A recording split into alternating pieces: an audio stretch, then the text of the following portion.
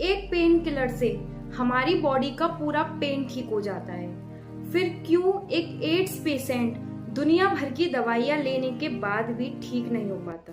Y no recovery in ads?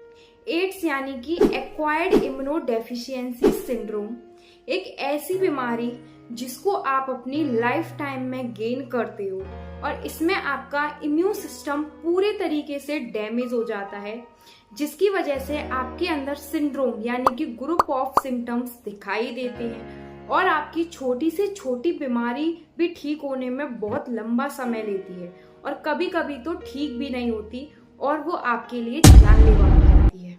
ये बीमारी cause करता है आपका HIV virus, human immunodeficiency virus. HIV virus जो होता है वो डायरेक्ट अटैक करता है आपके हेल्पर टी सेल्स को, जिन्हें हम CD4 सेल्स भी बोलते हैं। These cells are the commander of our immune system। और जब बॉडी के कमांडर्स ही जिंदा नहीं रहेंगे तो बॉडी की आर्मी क्या ही कर पाएगी, क्या ही बॉडी इम्यून सिस्टम हमारा काम कर पाएगा और हमारी बॉडीज को डिजीज से बचा पाएगा। A healthy person has 800 to 1200 CD4 cells per mm³, but AIDS patient drop below 200।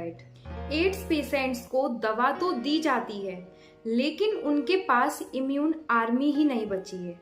हमारी बॉडी में दवा तभी काम करती है जब हमारा इम्यून सिस्टम अच्छे से वर्क करता है और एड्स पेशेंट का इम्यून सिस्टम पूरी तरीके से डैमेज हो चुका होता है। यही रीजन है कि जो एड्स के पेशेंट होते हैं वो अदर इन्फेक्शन से मर जाते हैं, जैसे कि टीबी, निमोनिया, कैंसर।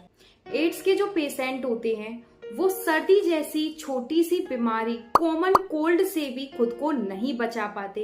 ये छोटी सी कॉमन कोल्ड जैसी बीमारी भी उनके लिए जानलेवा साबित होती है क्योंकि उनका इम्यून सिस्टम पूरी तरीके से डैमेज हो चुका है। एड्स छूने से नहीं फैलता। हग, टच, शेयरिंग फूड, ये सब चीजें सेफ होती हैं। Blood, semen, vaginal fluid and breast feeding AIDS के फैलने के रीजंस हो सकते हैं। इस एड्स जैसी बीमारी का कोई इलाज नहीं है, सिर्फ सेफ्टी रखना और अवेयरनेस होना ही आपकी जान को बचा सकता है। एंटी रेट्रोवायरल ड्रग्स भी इस एड्स जैसी बीमारी को ठीक नहीं कर सकती, बस कुछ समय के लिए जो HIV वायरस है उसके अटैक को स्लो डाउन कर सकती है, जो कि आपको सिर्फ कुछ साल की मोहलत देता है और आपकी लाइफ को थोड़ा सा बढ़ा देता है। इससे आप पूरी तरीके से ठीक नहीं हो सकते। एड्स से बचना पॉसिबल है लेकिन एक बार हो जाने के बाद इसका इलाज नहीं है।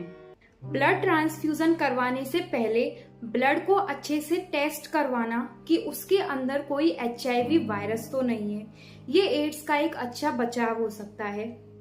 डिस्पोजेबल नीडल्स का यूज करना, मल्टीपल सेक्सुअल पार्टनर्स के साथ सेक्स करने से बचना, कॉन्डम्स का यूज करना और रूटीन चेकअप ही आपको एड्स जैसी बीमारी से बचा सकता है।